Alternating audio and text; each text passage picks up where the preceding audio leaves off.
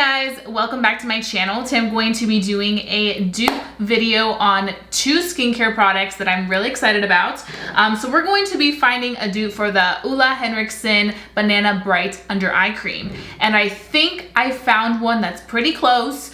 I would say about $20 cheaper than the Ole Henriksen one, and that is the Bliss Bright Idea. So this one is a more recent one that came out. You can find this Bliss one in Targets, Ultas, and CVS's. So it's a little bit more accessible than having to run over to your Sephora, because I know some people don't have a Sephora really close or an Ulta. So this may be a winner. So if you want to continue watching and see me compare these two, then please go ahead and do so. So the first thing that we're going to be comparing is the price point. So the Ole Henriksen one does retail for $39, while the Bliss Bright Idea, right here, Bright Idea retails for $22. So once you add tax and all that, it should probably be about $24, and this should probably be about like $41 or so. So definitely like a 20-point price difference, which honestly, I feel like, yes, this isn't the cheapest. I'm sure you guys maybe were expecting like 10 bucks or so, but I feel like that's pretty good for a more affordable luxury brand. Who doesn't want to save 20 bucks, especially when you want to try this, but you're just kind of like, Arr. The next thing that I want to talk about is that they both really emphasize having collagen in here and also that vitamin C. As you guys know, the layer under the skin is the thinnest layer on your face, so you really want to make sure you nourish and you nurture that. And I've been testing this product out for almost a month. It's been about like 3 or 4 weeks or so, and I feel like I have enough knowledge and buildup to kind of see how this product works in different types of settings.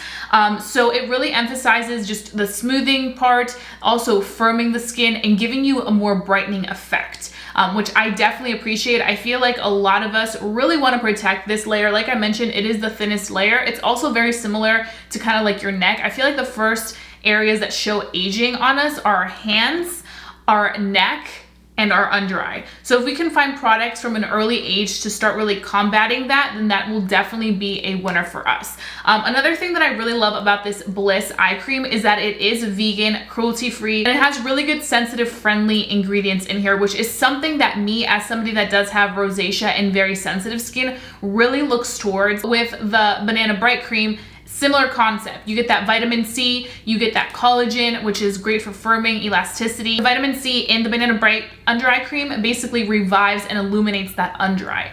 Now, I do want to point out probably one of the biggest differences besides the price point is the color of the moisturizers. So as you guys saw, this one is just clear and translucent. It goes on the under eye and it's perfectly just melts into the skin as you dab it, as opposed to the consistency of the Ole Henriksen. It's a little bit more thicker and stickier than the Bliss one. And this one does have a tint, which you guys can see, it's kind of like an orangey tint. And the purpose of that was because they were trying to kind of mimic the banana powder that people use to really brighten up their under eyes, except in skincare form. Which is why a lot of makeup artists truly love this product, because what it does is that it really provides kind of like that perfect starting base so that when you apply your makeup, it all lays very nice. I found that the times that I did apply it, it was kind of like a tacky base, so that when you go in and apply your concealer after, it's almost like a primer for the under eye makeup, which is really nice if you are looking to use this a lot for like makeup application purposes. I do want to say a big question I get asked is, okay, it has that like yellow tint. Does that mean that it's going to help people that have really intense darkness? No, it won't. And you guys can see that in my little demo, but for me, what I noticed is that it does provide that very light tint, but once you blend it out, you can't really see it. It's very, very faint. The only thing that I do see is a lot of radiance and luminosity, almost like a shimmery situation, which is something that I don't see with the Bliss one. So for some people, they like that. For some people, they do not like that. They just want it to like sink right into their skin and be good to go. Ole Henriksen is also a clean brand at Sephora. I'm not sure if they're vegan, so you guys can let me know if you guys do know that. Some articles said no, some articles said yes, but on Sephora it does claim to be clean. Another big difference that I noticed is that the Ole Henriksen one does have a scent. It is very, very similar to the Truth Serum by Ole Henriksen if you guys have tried that one. For me personally, I feel like the scent kind of smells like honey.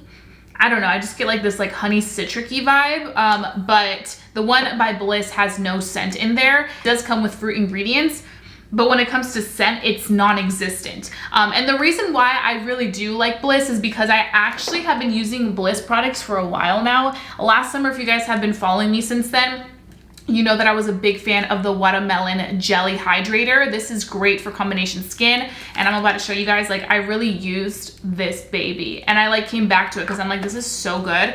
But I really appreciate the fact that their products are really geared towards all types of skin, but they really do nourish the sensitive skin people. So if you do have sensitive skin, you don't have to look further. You can definitely trust Bliss as being a good skincare routine. I also do want to compare the sizing because I feel like packaging can really kind of take things to the next level. Like, for example, if you look at this right here, you may think that there's more product in here because of this packaging. It's a little bit bigger, which I feel like it's all about the illusion. But what I came to find is that they have exactly the same amount of product. So both of these have 0.5 ounces, which is pretty standard for an under eye cream. So I'm not really complaining about that. Another thing that I did notice, especially with this one, is that very little of this product goes a long way. When I first started using it, I was using a good amount of it, like a lot, and I ended up having to like drag it down to like my cheek area. Luckily, it didn't irritate, and it's very sensitive friendly that it didn't bother my rosacea. But I was like, this is such a waste of product. So I find that for $22, like this, you get a lot in here and it will last you. Now, the only thing that this does expire after 6 months once you start using it. So I would say that the people that may go through this faster are the people that use this day and night. You are able to use this product in the daytime and in the nighttime. I also do find that with this one, you want to make sure that when you are going in the under eye, especially if you wear contacts, do not go too close to the eye because it will get in your eyes and fog up your contacts. You're gonna have to take them off. Start down here and then just kind of move your way through the eye.